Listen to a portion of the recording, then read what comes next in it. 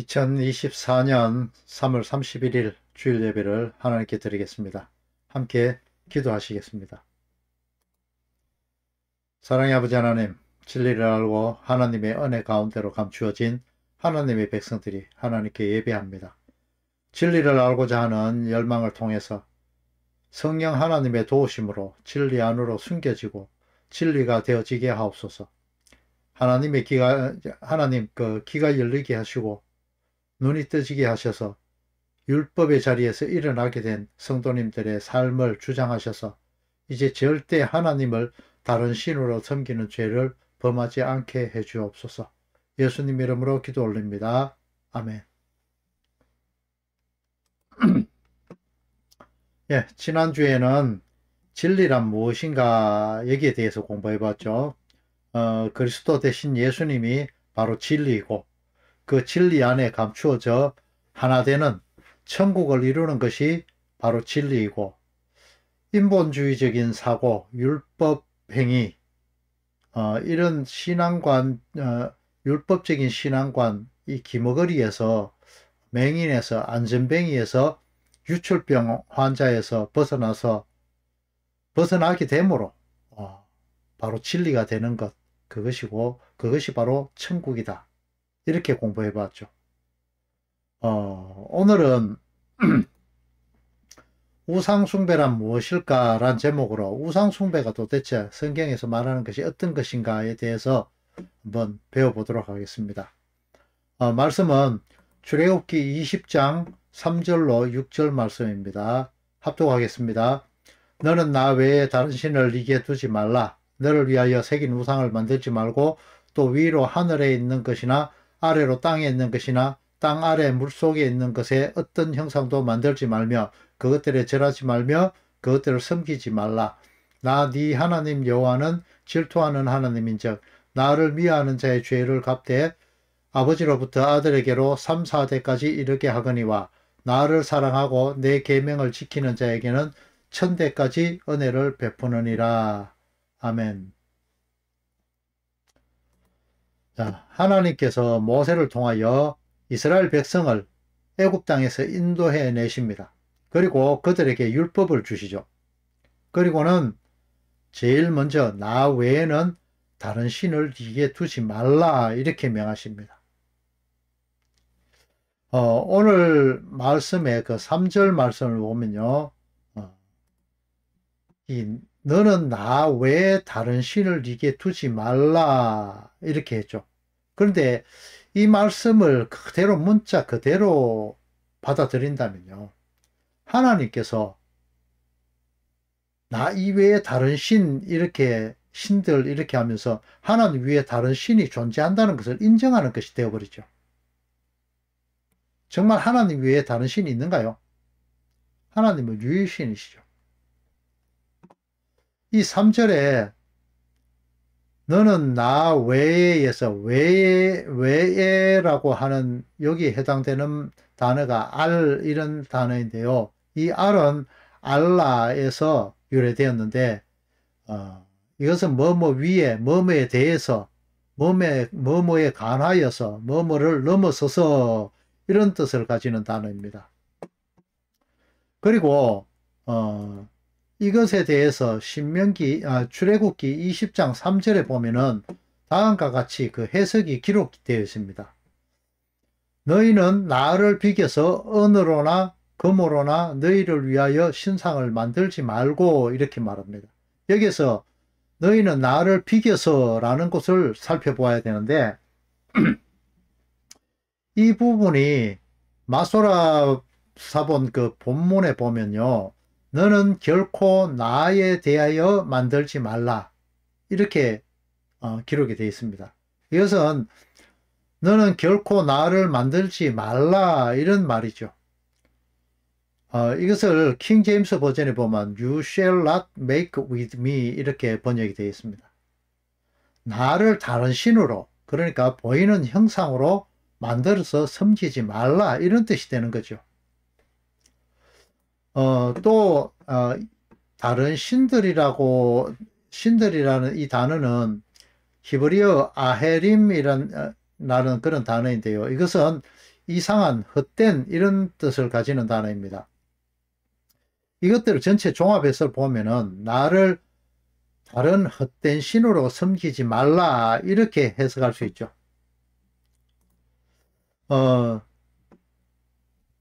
이것은 이미 그 횡행하는 이교도 신들을 이교도들이 섬기는 그런 각종 신들을 신상들을 하나님 대신에 섬기지 말라, 혼합하지 말라는 그런 말을 하시는 겁니다.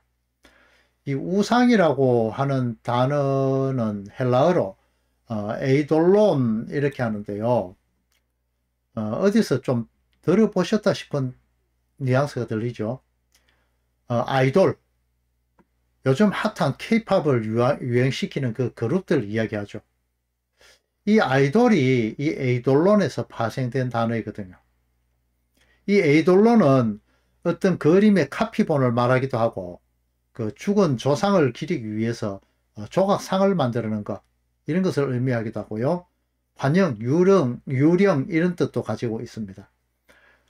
거울에 비친 모습, 이런 모습이나 물에 비친 모습, 또 마음 속에 있는 그런 상이나 개념 같은 어떤 그런 비실제적인 그런 허상, 이런 것을 의미하기도 합니다.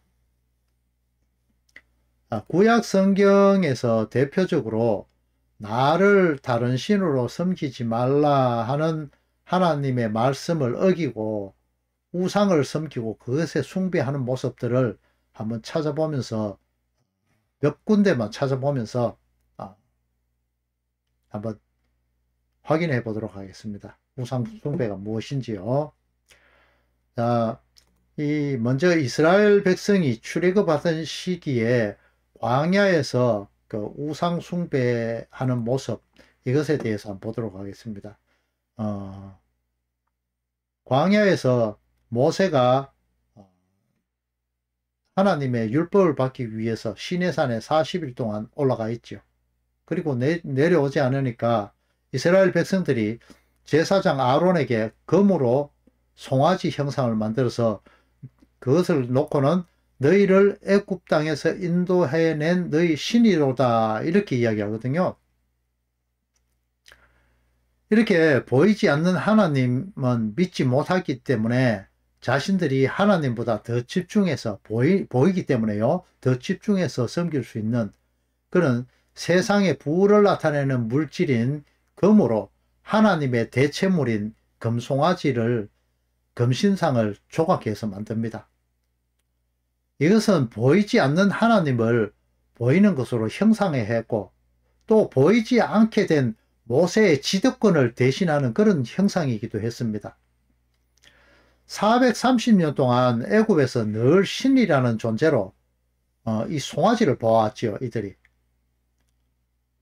네, 여러분 저번에도 한 말씀드렸는데 주후 70년경에 로마의 그 장군이었던 티투스 장군에 의해서 그 파괴된 예루살렘 성전을 발굴한 그 고고학자들에 의하면은요, 성전 안에는 하나님께 제사하는 그 제단에 바로 옆에 같이 바알 제사하는 제단이 나란히 존재했다고 합니다. 이것은 뭘 말하는가 하면은 하나님께 요구해서 얻을 수 없는 것, 이것들을 바알에게 요구해서 얻으려고 하는 그 인간의 그 욕심이 낳는 그런 결과이며 이것이 바로 우상숭배의 모습이죠. 그리고 두 번째 모습은 조금 다른 모습인데 이 기도원에 대해서 한번 보도록 하겠습니다. 계속해서 자막이 띄어지니까 한번 보시기 바랍니다. 이스라엘 백성을 압제했던 미디안 사람들이 이스라엘 백성이 타작하는 것을 보면은 그 수확물을 빼앗아 가니까 이게 두려워서 타작하는 그 모습을 보이지 않게 하기 위해서 소심하게 포도주 틀에 앉아가지고 밀나다를 톡톡 털어내는 이런 타작을 하는 그런 생존의 위협을 느끼던 그런 평범한 기도원에게 하나님이 큰 용사로 사사로 삼아 세우십니다. 하지만 기도원이 300명을 이끌고 미디안을 격파한 후에 정작 마음이 달라집니다. 백성들이 하나님을 버리고 기드온에게로 그 자손 대대로 왕이 되어 달라고 그렇게 하거든요. 여호와께서 너희를 다스리리라 이렇게 말하면서도 정작 조공과 세금을 거두옵니다. 자신의 아들이 70명이죠. 이들과 함께 평안하게 살락하면 일단 돈이 필요하겠죠. 그래서 그 돈을 거둔 것 같습니다.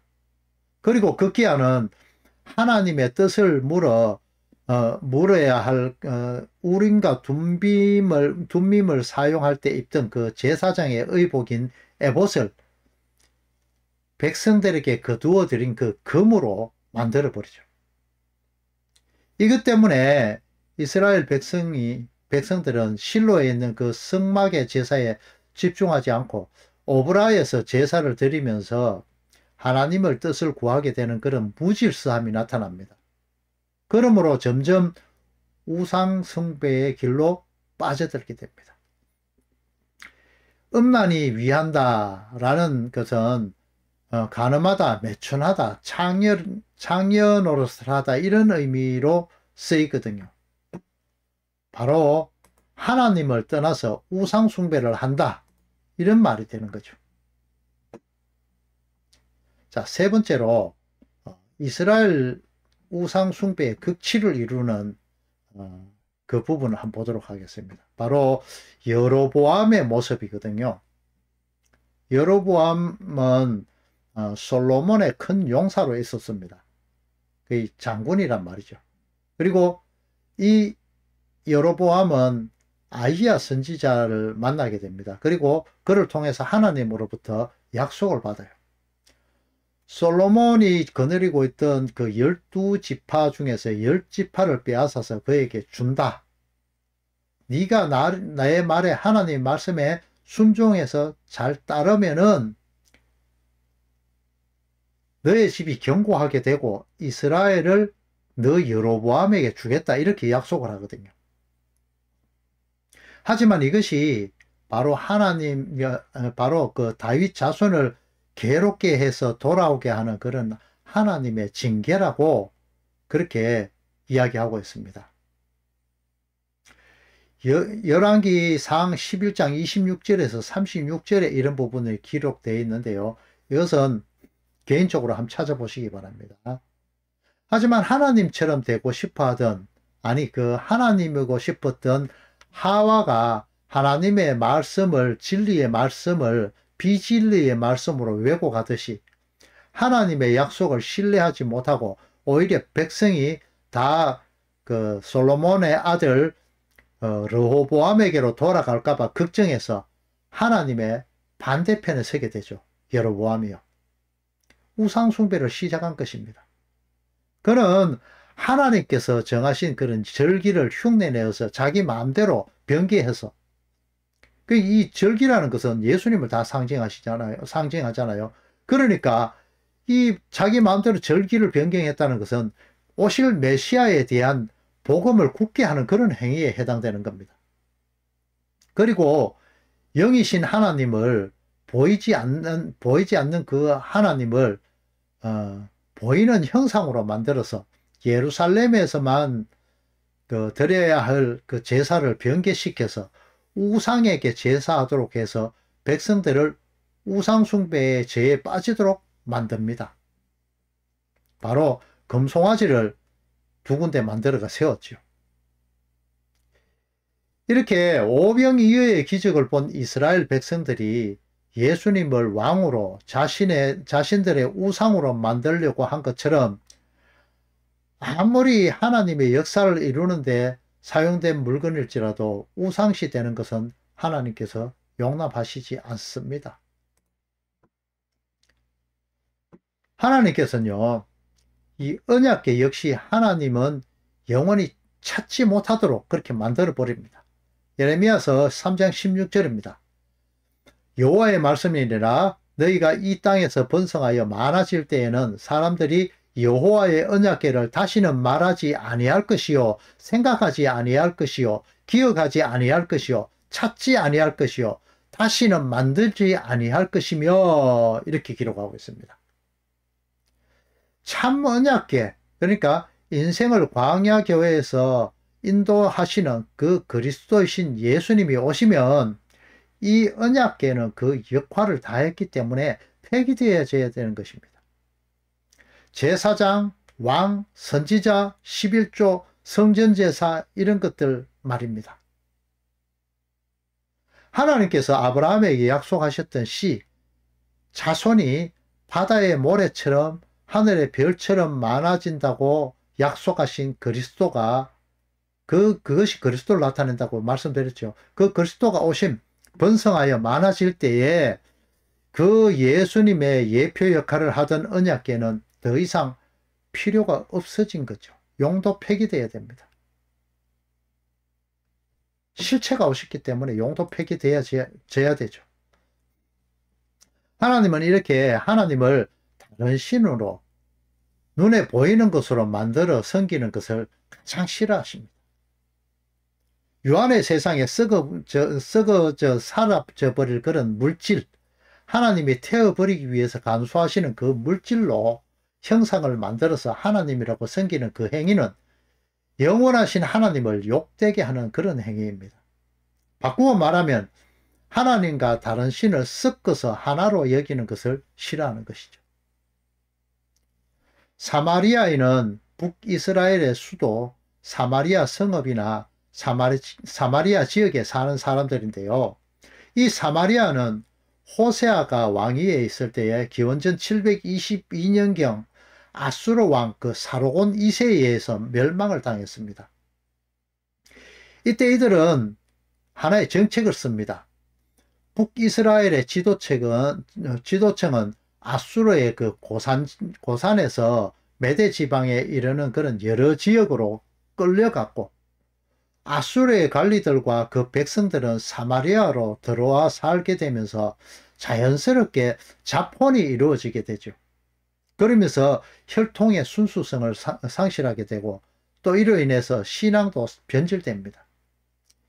이들을 남유대 사람들은 사마리아인들을 이방인들과 동일하게 취급하여서 여행할 때도 요단 동편 지역 그 먼 길을 우회할지라도 이 사마리아 땅을 밟지 않았다고 합니다. 율법에조차도 피에 섞이는 것을 금하였거든요. 자, 신약에서 예수님이 유대인의 누룩을 말씀하시면서 유대인의 헛된 교훈을 듣지 말라고 하시죠.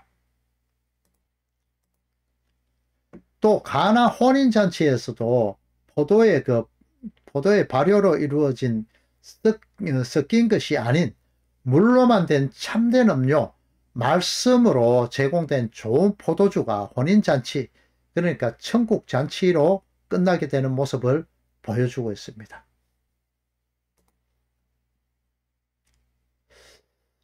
또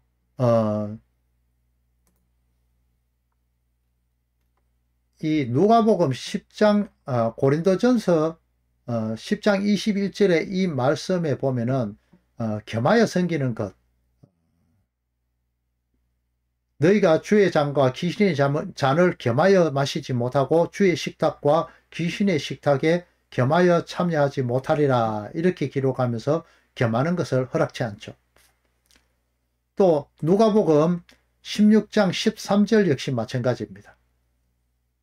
지파인이 두 주인을 섬길 수 없나니 혹 이를 미워하고 혹 저를 사랑하거나 또 혹 이를 미워하고 저를 사랑하거나 혹 이를 중히 여기고 저를 경히 여길 것임이라. 너희는 하나님과 재물을 겸하여 섬길 수 없느니라. 이처럼 하나님께서 섞이는 것을 아주 싫어하십니다. 하나님 위에 다른 신이 없기에 우상 숭배하는 것을 헛된 것이라고 말씀하시죠. 그리고 우상의 실체에 대해서 예레미야서 10장을 통해서 또 헛된 것으로 두려워해야 할 존재가 아닌다고 그렇게 말씀하십니다. 하나님의 피조물인 유한의 세상에 어떤 것도 하나님을 대체할 수 있는 것은 없죠. 복의 근원이신 하나님이신 것을, 복의 근원은 하나님이신 것을 명확하게 말씀하십니다. 그것들은 생명이 없는 것으로 길흉화복 어떤 분야에도 영향을 미치지 못한다. 이런 다신론 사상에 빠져있던 시대 사람들에게 현재를 살며 하나님으로부터 얻지 못하던 세상살이에서 유익한 것으로 생각돼서 복을 구하는 인간들에게 하나님은 유일하신 하나님이신 신이라는 것, 이것에 대해서, 유일신, 이것에 대해서 못 박아 버리시죠. 자, 하나님이 택하신 백성들이 그들의 삶에서 그들의 눈에 만족되는 대로, 그들의 욕심대로 살면서 하나님을 떠나는 모습을 보였을 때, 하나님은 그들을 아수르 제국, 바벨론 제국, 애국, 이런 나라들을 통해서 이스라엘 백성들을 징치하시죠. 그 롯의 눈으로 바라보았던 그곳은 눈에는 먹음직하고, 그의 눈에 비치기는 먹음직도 하고 보암직도 하고 지혜롭게 할 만큼 탐스럽기도 한 세상이었지만 바로 심판의 대상이 되어서 사라져버렸죠. 그들에게 내렸던 하늘의 떡, 만나에 대해서는 알려고도 하지도 않았습니다. 오히려 그들은 애굽의 고기 가마 곁에 있었던 때가, 또 떡을 배불리 먹었던 때를 그리워하는 것이죠.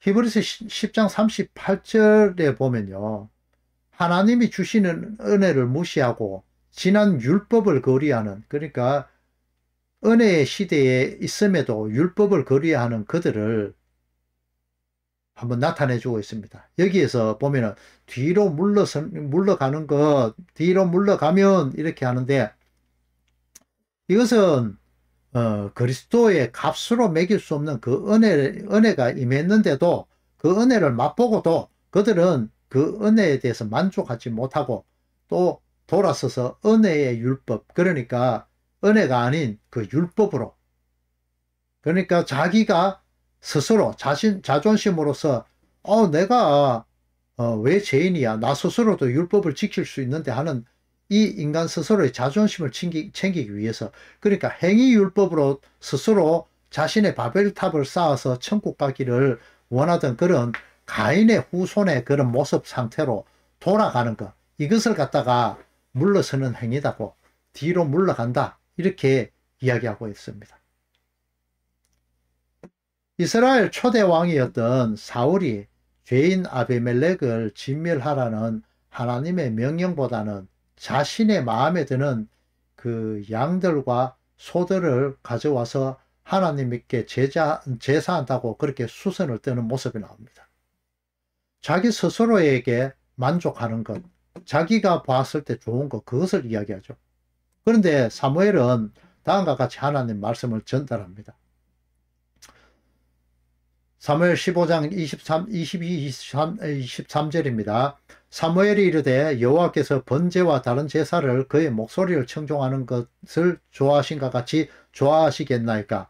순종이 제사보다 낫고 듣는 것이 수양의 기름보다 나으니 이는 그여가는 것은 점치는 죄와 같고 완고한 것은 사신 우상에게 절하는 죄와 같음이라. 왕이 여호와의 말씀을 버렸으므로 여호와께서도 왕을 버려 왕이 되지 못하게 하셨나이다 하니. 자, 하나님을 거역하는 것과 인간 스스로가 완고해져서 자신의 자리가 아닌 신의 자리에, 하나님의 자리에 서고자 하는 그것은 우상에게 절하는, 우상 숭배하는 것과 같다, 이렇게 이야기하고 있죠.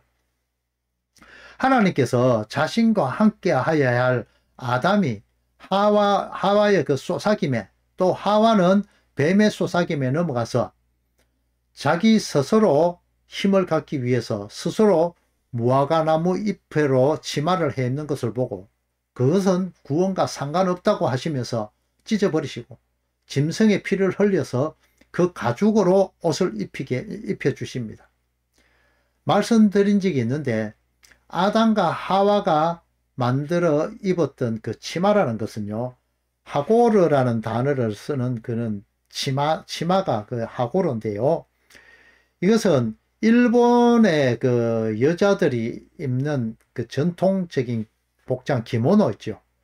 이것을 입을 때 하는 띠, 허리띠, 이것을 말하는데, 여기에는 여러 가지를 장신구를 달아 놓아서 아주 장식되어 있고 값진 것으로, 가치 있는 것으로 만든 그런 벨트라고 합니다. 그리고 남자의 하고로는 군대용 벨트를 의미하는데, 이것은 칼을 차는 데 사용되어진 그 벨트를 의미합니다. 이처럼 아담과 하와는 하나님을 의지하지 않게 되고 스스로가 스스로를 지키고자 하는 그런 자들이 되었음을 의미하는 거죠. 아담과 하와가 설 자리는 하나님 앞입니다. 그들은 자기의 자리가 아닌 스스로가 판단하는 자리, 즉 하나님의 자리에 서버리고 말았습니다. 사탄의 속삭임에 속아서 자신의 욕심을 따르게 되고 그 욕심으로 인해서 사망이 들어오게 되죠. 야고보서 1장 14절 15절을 보면요, 오직 각 사람이 시험을 받는 것은 자기 욕심에 이끌려 미혹됨이니 욕심이 잉태한 즉 죄를 낳고 죄가 장성하여 사망을 낳느니라. 에베소서 4장 19절 22절입니다. 그들은 감각 없는 자가 되어 자신을 방탕에 방임하여 모든 더러운 것을 욕심으로 행하되 너희는 유혹의 욕심을 따라 썩어져가는 구습에 따르는 옛사람을 벗어버리고, 이렇게 기록하고 있습니다. 자, 그들은 머리이신 하나님, 예수님의 명령을 들으려 하지 아니하고 자기 마음대로 움직이려고 합니다. 그것은 바로 뜨겁고 차가움에 대해서 감각이 없고 고통을 느끼지 못하는 그런 문둥병자의 증상입니다. 머리이신 예수님이 뜨겁다고 명령을 내려도 여전히 지옥 그 불 속에 들어가면서도 그 뜨거움을 느끼지 못하는 그런 감각 없는 자다, 이 말입니다. 여전히 성전 제사를 행위율법주의에 빠져서 빛이 왔지만 그 빛을 알아보지 못하는 그런 감각이 없는 자가 되었다, 이 말입니다. 이것을 성경에는 또 부도덕한 여인으로 비유하기도 합니다.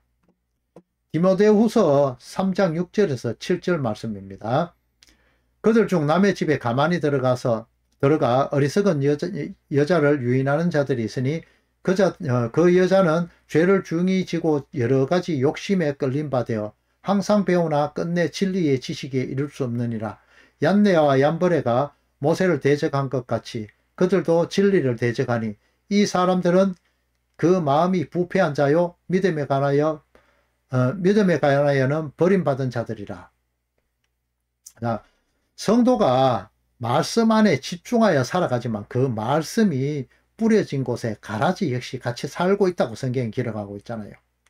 이 가라지의 유혹에 미혹되는 그 여자 성도들은 아담과 하와의 모습처럼 자신의 욕심에 이끌려서 진리로부터 멀어지고 말았습니다.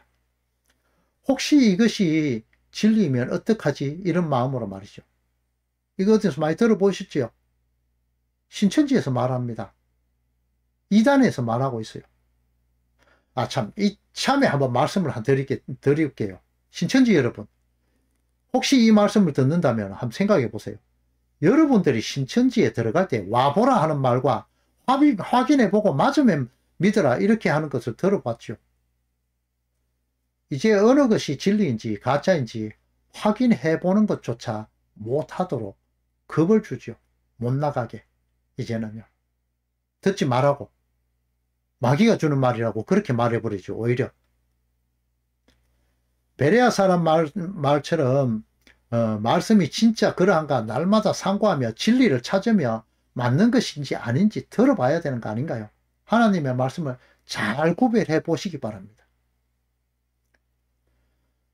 자, 돌아가서요. 욕심에 끌린 자, 가인의 후손들은 늘 셋의 후손들을 대적하는 자들이고 하나님 앞이 아니고 그 세상의 영걸로 네피림으로 안악의 자손으로 세상의 강한 자로 스스로 그렇게 강한 자로 살아가게 됩니다.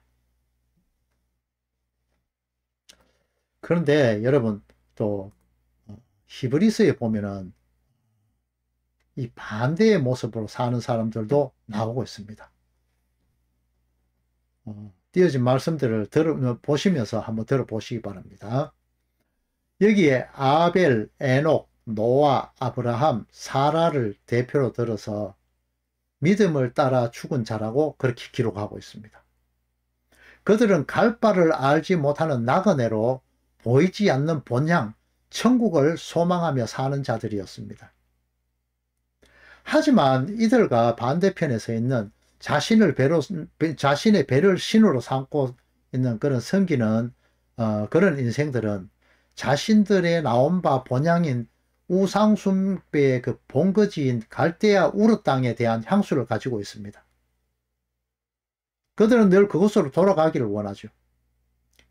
이 땅에 자신들의 그 본향인 그 안전한 곳이라고 생각하고 그곳으로 돌아가서 흙으로 벽돌을 구워 만들고 역청으로 나갖고 그것을 단단히 쌓아올려서 바벨탑, 에녹성을 쌓죠. 가인에게 하나님은 유리하는 자, 나그네로 살아갈 것을 명령하죠. 그런데 그는 이것을 자기 마음대로 해석해 버립니다. 에덴의 동쪽 놋 땅, 그러니까 놋이라는 뜻이 유리하는 자라는 뜻이 유리하는 곳이라는 뜻이거든요. 여기에 정착을 해버립니다. 정착을 해서 에녹성을 쌓습니다. 에녹성. 이 놋 땅에 머물러 버려요. 유리하는 자가 되라 하는데도. 유리하는 나그네로 살아야 할 자, 그러니까 이 땅에 나그네로 살아야 될 이 성도가 이 땅에서 안주하면서 이곳에서 하나님 말씀을 거역하고 그 땅을 소유하게 되는 거죠. 이 땅을 더 좋아하는 거죠. 하나님이 준비하신 영원한 성에서 영생이 아니라 생명과학을 통하여서 영생을 추구하고 탄소를 줄여서 오존층을 보호해서 지구를 깨끗하게 해서 이 땅이 살기 좋은 곳으로 만들어서 이 땅에서 영생하고자 그렇게 줄기세포 배양까지 해가면서 또 염기서열을 조작해서 병이 없도록 그렇게 만들어가면서 이 창조자의 자리를 넘보는 그런 하나님이 되고자 하는 그 아담적인 마음을 지금 현재에도 포기하지 않습니다. 이것이 바로 자아숭배 사상이고 사탄마귀의 쏘사김에 귀 기울인 아담적 타락을 그대로 이어받은 거듭나지 못한 자들의 인간들의 모습입니다. 이것이 바로 우상숭배의 근원지이고 바로 우상숭배로 가는 길입니다. 하나님으로부터 얻을 수 없는 자신에게 필요한 것들을 얻기 위해서 그 행위들, 그 마음들을 그것이 바로 우상숭배다 이 말이죠. 하나님은 왜 그토록 우상숭배를 싫어하셨을까요? 태초 이전부터 하나님께서 그 뜻을 펼치시고 택하신 백성들의 그 광야 교회 생활에서 성도들을 연단하시고 채찍질하셔서 천국에 합당한 자로 만들어 구원하시기로 작정한 것들을 그들을 위해서 경륜하시고 그것들을 또 타락하는 것으로부터 이렇게 막으셨죠. 그런데 이 교활한 인간들은 이 사탄의 주고 노릇을 하는 이 자들은 이러한 것들을 막습니다. 오히려.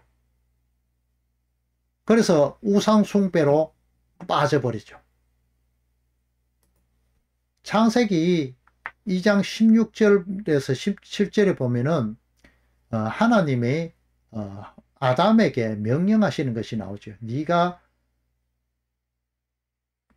그 선과 악을 알게 하는 나무의 과일을 먹을 때는 정령 죽는다. 죽고 또 죽으리라. 이렇게 이야기를 합니다. 그런데 하와는 이 뱀의 쏘사김에 넘어가게 되죠. 자, 한번 자세히 한번 보겠습니다.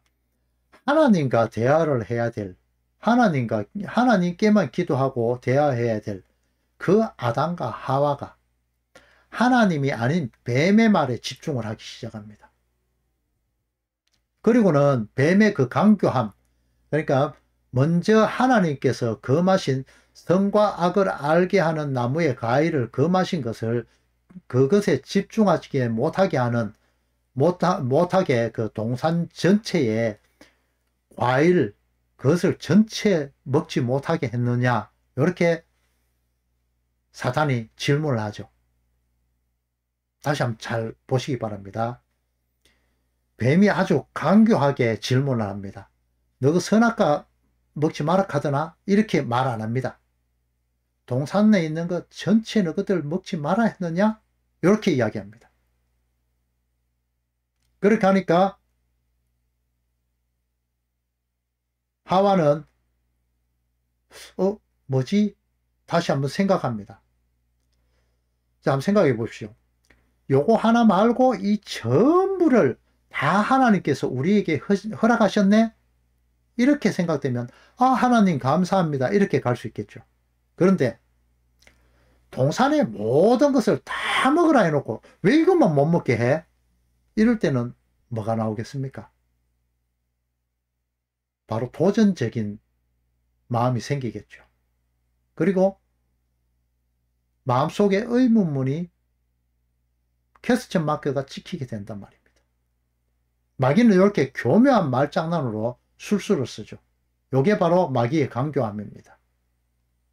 하와는 이런 탐심을 유발시키는 그 사탄의 강교한 말에 마음이 움직이기 시작하죠. 이로 인해서 탐심이 일어나게 되고 결국은 사탄 마귀의 속삭임에 더 귀를 기울이게 되고 급기야는 하나님의 말씀을 변기하기 이르릅니다. 그리고 하나님의 대척점에 서게 돼서 스스로 하나님이 되고자 합니다. 선악과를 먹으면 눈이 밝아져 하나님과 같이 되고자 한다는 그 마음 말이죠. 그것이 바로 하나님의 대척점에 선 마귀적 행위이고 나 자신 섬기기, 내가 하나님 되기, 나 자신 스스로 하나님 되는 그 우상숭배 행위이다 이 말입니다. 다른 것을 한번 보겠습니다. 우상숭배에 대해서요. 유다의 아들 오난에 대해서 한번 볼 텐데요. 자막을 한번 보세요. 유다의 아들 오난이 형사치수제도, 유대에는 형사치수제도라는 것이 있죠. 형이 죽으면은 동생이 그 형의 아내를 취해서 그 아내의 가계를 이어가도록 해주는 것. 형사치수제도이거든요. 그런데 여기 그 장자인 형 엘이 죽게 됩니다. 하나님께 죄를 지어서 죽게 됩니다. 그러니까 이 다말이, 여러분 다말 많이 들어보셨죠?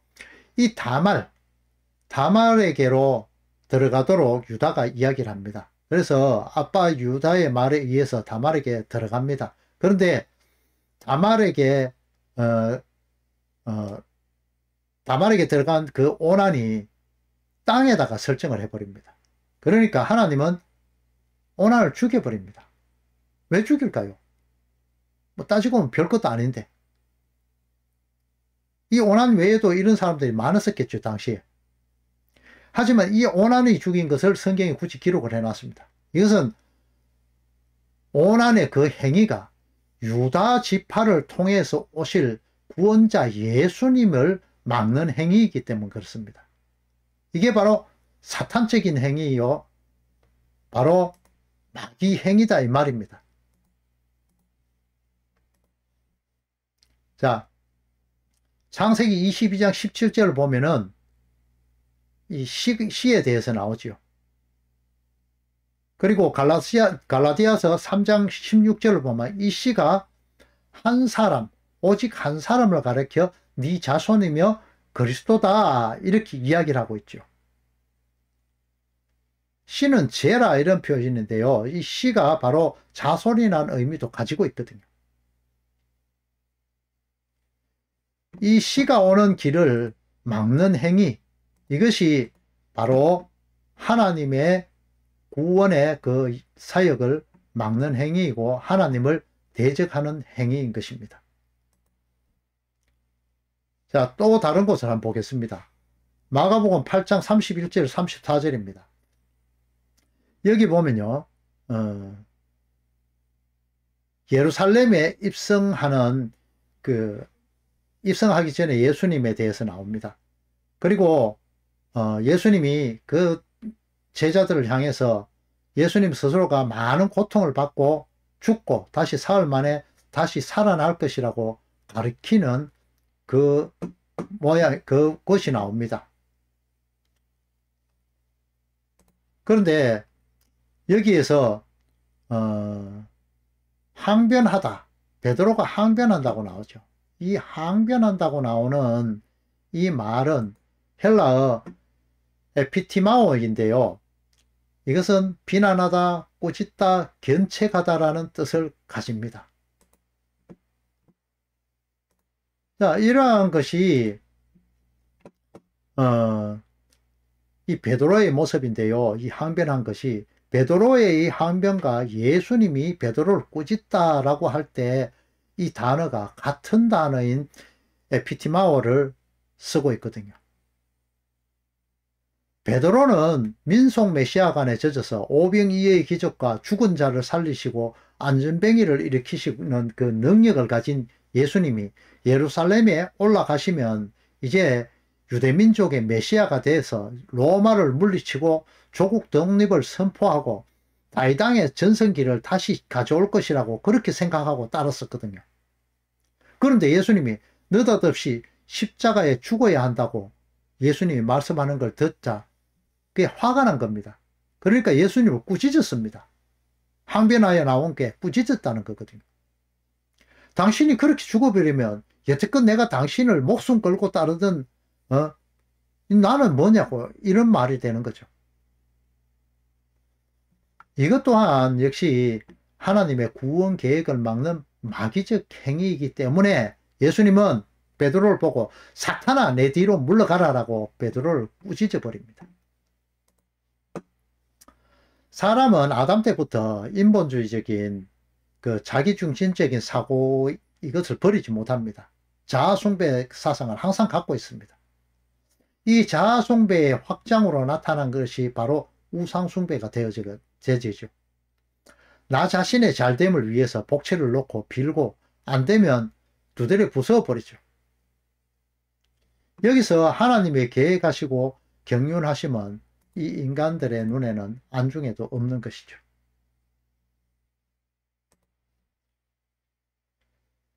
하나님이 계획하시고 경륜하시는 것, 이것을 따르는 것이 바로 성도가 되어야 되는 것이잖아요. 우상숭배는 결국 자신 스스로가 신되고 또 자아숭배하는 그것이 바로 우상숭배인 겁니다. 성도는 사탄의 그 속삭임에 귀를 닫고 하나님의 말씀에 귀를 기울이고 하나님과의 대화, 그 기도에만 전념해야 됩니다.